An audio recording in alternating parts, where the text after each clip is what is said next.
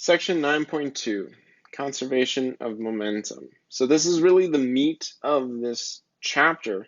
We're going to be talking about the law of conservation of momentum and the stipulations for that law. So the conditions you need are a closed system and an isolated system. And those terms sound a little similar, right? So we're going to make sure that we try to get the distinction between them. We're going to be looking at two particle collisions, and this is common because there just aren't a whole lot of three particle collisions out there, right? It's much more common for two things to come into contact with one another than for like three at the same exact time to actually hit. So it makes sense to look at two particles at a time.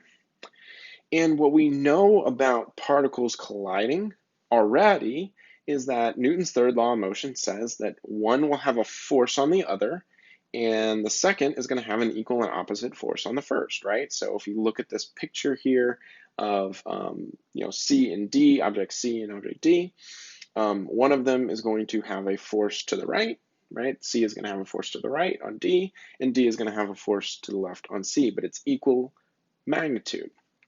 At the same time, the time in which they are actually in contact, of course, is the same, right? That it just makes sense that they're going to be in contact for the same amount of time, no matter which way you look at it, right? From the perspective of either object. And so therefore, the impulse, the force times the time, has to be the same magnitude, right? But again, opposite in direction. So based on Newton's third law of motion, we can see that the impulses are equal and opposite. And since the impulse momentum theorem says that impulse is equal to change in momentum, well, then the change in momentum for object D has to be equal and opposite to the change in momentum for object C. In other words, D gains a certain amount of momentum, C loses the same amount of momentum, right? Or has a negative change of the same magnitude. Now you can sort of put that together and summarize that and rearrange that a little bit into the equation that you see in purple there, right? The momentum of object C at the end after the collision plus the momentum of object D after the collision is equal to the momentum of object C and the momentum of object D before the collision, right? That's what all those subscripts really mean. So we have the momenta of the objects before and after being equal, right? That is effectively the law of conservation of momentum for a two-problem system or two-object system. You could, of course, expand this to more objects, but we'll keep it quite simple most of the time. Now, again, we have two stipulations. The two stipulations are you have to have a closed system, which just means that you can't be gaining or losing mass. The objects have to stay the same objects, basically. And you need to have an isolated system. Now, what does that mean? That means that there has to be no net external force exerted on your system. Okay. Can you have forces? Sure, right? You can have forces, they just have to have balance to them. So if you think of like two pool balls on a pool table, if they come into contact with one another, there's of course the internal force, we call it, of the balls, that are pushing upon one another, right? One forces one to the right, one forces the other to the left, right? That's an internal force. But there are other forces acting on them. We, of course, know that there's the normal force of the pool table pushing up, and there's gravity pulling down. But we also are aware of the fact that those generally, at least on flat surfaces, cancel each other out. So there's still no external force. So that's nice, right? Now you might argue that there are other forces possibly there, maybe friction, maybe air resistance. Generally speaking, for the small time frame in which an actual collision might occur, we sort of neglect those. Yes, they exist, we acknowledge they exist, but they're not that important usually.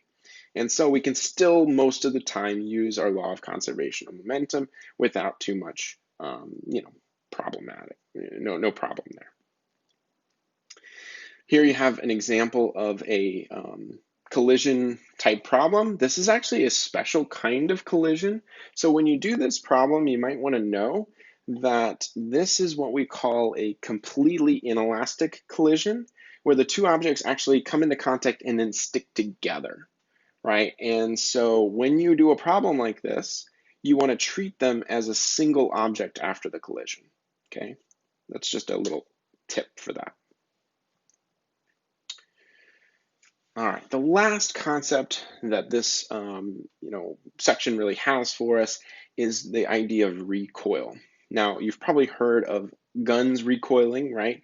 Which means that as a bullet is forced out of the gun, right, the gun pushes the bullet forward, the bullet actually pushes back on the gun. Now, we don't tend to think in those terms usually, but that's actually what happens. And that's why the gun actually sort of pulls back, or seems to move backward into us. So that's the recoil of the gun, right? The gun pushes the bullet forward, the bullet pushes the gun backward. Okay, this is true of any two objects which start off together and then push against one another and separate, right? And so you see a similar situation with this two inline skaters, right? You have the boy gives a push to the girl, and of course, Newton's third law says that there's a force backward on the boy as well. And so you would expect the girl to move forward, and at the same time, the boy to move backward. And that is what you see, right? Now notice, he only moves a little bit backward. She, on the other hand, moves a fairly good amount forward. And that shouldn't be too surprising, right? It looks like he's a bigger person, right? And therefore he has more mass. And so you would expect, because he has more mass, that even though they have equal and opposite momenta, right? Equal and opposite momenta, his velocity would be much smaller due to his larger mass, right? Mass and velocity are inversely proportional in this regard. Okay. You also see the same thing, by the way, with recoil in space, right? How does something in space make itself turn or move faster or something, right? Well, it does it through recoil, essentially, right?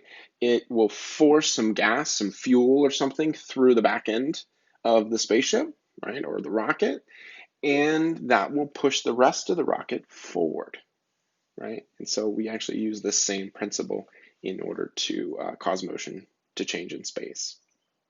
All right, the rest of this chapter, or the section, is going to talk about two-dimensional collisions, which are very applicable. I mean, we don't live in a one-dimensional world, certainly, so this does apply in two dimensions as well. And it also talks about how momentum and the conservation of momentum even applies in rotational motion. So when things are spinning, there's also a momentum to that, right? Things tend to keep on spinning in a circle, right?